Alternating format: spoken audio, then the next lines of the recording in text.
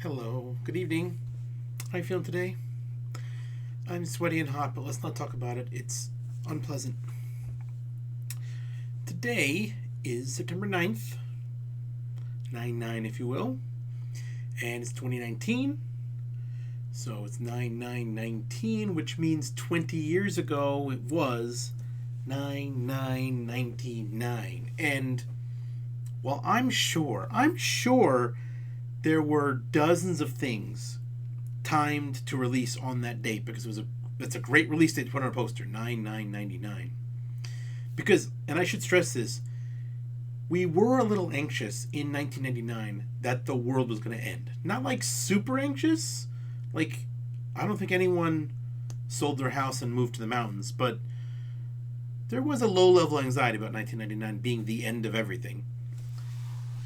So 9999 is like, whoa, it's the last number we could possibly count.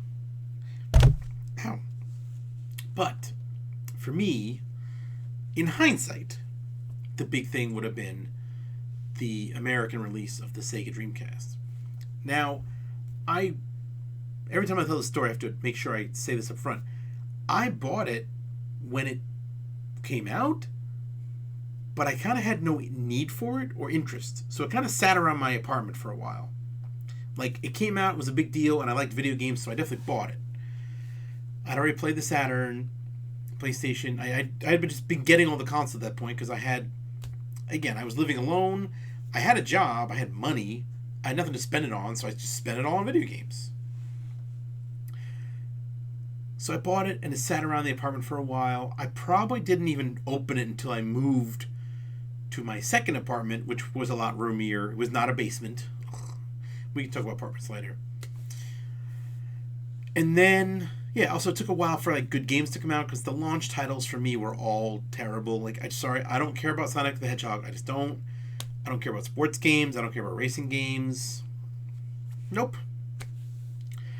But by 2000, there was a significant amount of games out there, and there were a lot of games coming in from Japan. So that was one of the first consoles, if not the first, that I went and had modded. I took it to Chinatown.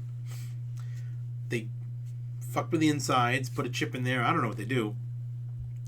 And that let me play games from any region, which frankly should be the default. And I'm so furious it took so many years for it to become the default. But it meant I could play games from any region. I could also play copy games, but honestly, I was not in it for piracy. And I did not pirate a single Dreamcast game, for the record.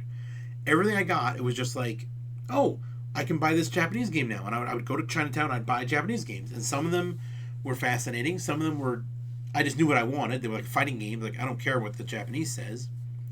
Others were weird experiments that I never enjoyed. Like, I definitely played a Fire Pro Wrestling game on Dreamcast because it seemed like a dream come true. It was like, oh my god, look at all these wrestler characters. And in the end, it wasn't as good as the Nintendo 64 wrestling games, but you know what? Nothing is. But yeah, so all 2000 into 2001, I was super hyped for Dreamcast. Like, all the fighting games I could have wanted came to Dreamcast. Even the Neo Geo games, which I loved, and I had a Neo Geo at this point, they came to Dreamcast, and they would have extra stuff. You know, altered backgrounds, extra characters. They would make special versions for Dreamcast. Like, Neo Geo and Dreamcast really got in bed together right away. And they both died a couple years later, which is really sad. I actually wrote a thing about this on Retronauts. I'll link to it. I said the Dreamcast is the only console I've ever mourned. Because, yeah, when the Dreamcast was just like, it's done, we're not making anymore, I felt really bad. Because it still felt new. I was buying lots of games for it. The games that I wanted were coming out for it in droves. Tons of fighting games. I mean, Street Fighter 3 Third Strike, I didn't play that in the arcades. I was playing that on Dreamcast a lot. All summer. I think it was probably summer of 2000 where I was just playing it all summer long. It was fantastic. It's a great game.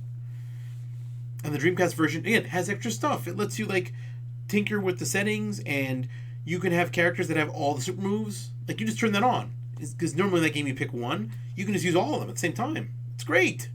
Can't do that, arcades.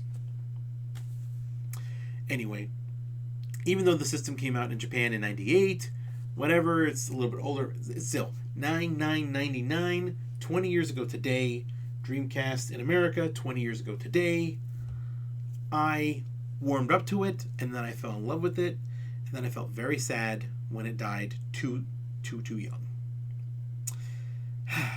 Anyway, I hope you have positive Dreamcast memories. Maybe you still have a Dreamcast.